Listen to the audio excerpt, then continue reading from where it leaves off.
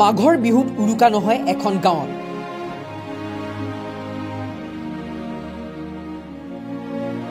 ভোজ ভাতৰ সলনি হয় বন্তি প্ৰজ্বলন।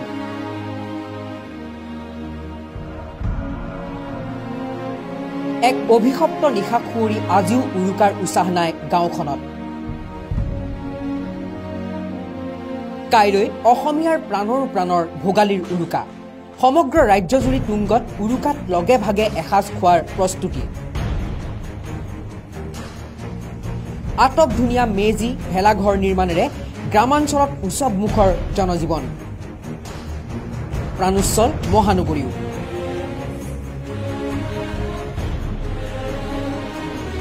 কিন্তু অসমীয়াৰ আদৰৰ উৰুকাক লৈ আনন্দোল্লাসত মতলীয়া ৰাজ্যবাসীৰ চিৰাচৰিত পৰিৱেশৰ সম্পূৰ্ণ এক বিপৰীত ছবি দেখা গৈছে এইখন অসমৰে এখন গাঁৱত।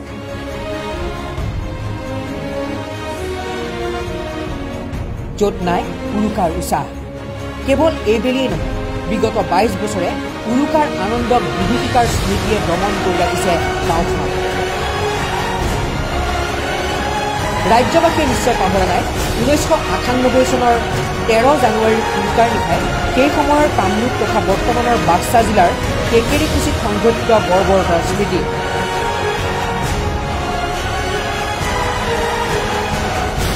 গাঁওখনৰ নিৰীহ ৰাইজে লগে ভাগে মিলি উৰুকাৰ নিশা এসাঁজ সমজুৱাকৈ খাবলৈ সমবেত হৈছিল।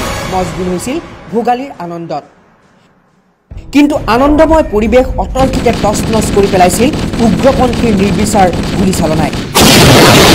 ৯০ চনৰ পৰা ১৩ জানুৱাৰীৰ নিশা আমাৰ ঘৰৰ আইতা, বৰমা, বৰদেউতা, দাদা বাইদেউহঁতক হত্যা কৰি গৈছিল। সেইদিনাৰ পৰা আমাৰ গাঁৱত কোনো ধৰণৰ বিহু পালন নকৰে, লাড়ু পিঠা নবনায়, মেজি নজ্বলায়। আৰু মই আজিলৈকে সৰুৰ পৰা ইমান ডাঙৰ হ'লেও আজিলৈকে মই এইখন গাঁৱত বিহু পালন কৰা দেখা নাই। জানুৱাৰী উৰুকাৰ নিশা আমাৰ ইয়াতে উগ্ৰপন্থী আহি আমাৰ ঘৰত গুলি নিহত হৈছে। আমাৰ ঘৰৰ ৩জন। সিদিনাৰ পৰা আমাৰ ইয়াতে ঘৰত কোনো ভোজ ভাত নচলে বা মেজি চেজি আমাৰ ল'ৰা ছোৱালী একো গমেই নাপায়। আজিলৈকে নাজানো সিহঁতে উৰুকা কি ভোজ ভাত এইবিলাক একো নাজানে। নিৰীহ গঞা ৰাইজৰ তেজেৰে ৰাঙলী হৈ উৰুকাৰ নিশা মানৱতাৰ বদ্ধভূমিত পৰিণত হৈছিল কেকেৰিকুছি গাঁও। তেতিয়াৰে পৰাই এই গাঁৱত উদযাপন হোৱা নাই উৰুকা। ভোগালীৰ প্ৰাক সন্ধ্যা ৯৮ উৰুকাৰ নিশা উগ্ৰপন্থীৰ গুলীত প্ৰাণ হেৰুওৱা সেইসকল নিৰীহক স্মৰণ কৰি গঞা ৰাইজে সহস্ৰ বন্তি প্ৰজ্বলনেৰে থাপি থুপি থয় পৰম্পৰাক। বন্তি শিখালৈ চাই আজিও ইয়াৰ গঞা ৰাইজে মাথো কঢ়িয়াই ফুৰে সেই উত্তৰবিহীন প্ৰশ্ন, কি আছিল এইসকল নিৰীহৰ অপৰাধ? Bureau' report, any Bharat.